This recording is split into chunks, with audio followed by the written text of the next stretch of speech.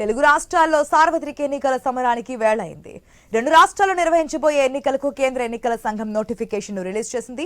తెలంగాణలో 17 లోక్సభ స్థానాలతో పాటు Secunderabad cantonment assembly స్థానానికి ఉప ఎన్నిక జరగనుంది. ఇక ఆంధ్రప్రదేశ్లో 175 అసెంబ్లీ స్థానాలు, 25 లోక్సభ స్థానాలకు ఎన్నికలు జరుగుతాయి. అభ్యర్థులు ఈ నెల 25వ తేదీ వరకు నామినేషన్లు వేసే అవకాశం ఉంటుంది.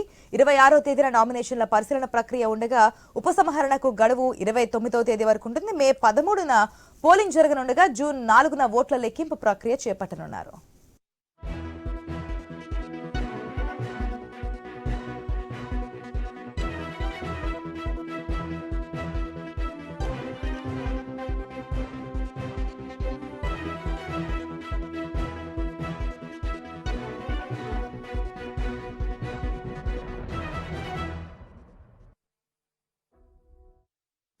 తెలంగాణలో అసెంబ్లీ ఎన్నికల్లో గెలిచి ఊపు మీదున్న కాంగ్రెస్ ఈ ఎన్నికల్లోనూ సత్తా చాటాలని గట్టి పట్టుదలతో ఉండగా, శాసనసభ ఎన్నికల్లో ఓటమి పాలైన బీఆర్ఎస్ ఈ ఎన్నికల్లో గెలిచి అందుకు ప్రతీకారం తీర్చుకోవాలని భావిస్తోంది.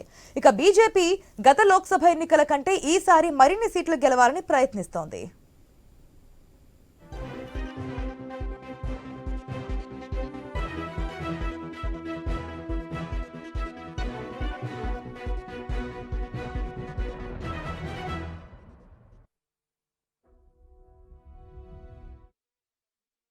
ఆంధ్రప్రదేశ్ విషయానికి వస్తే అన్ని స్థానాల్లోనూ క్లీన్ స్వీప్ చేయాలని అధికార వైసీపీ భావిస్తోంది.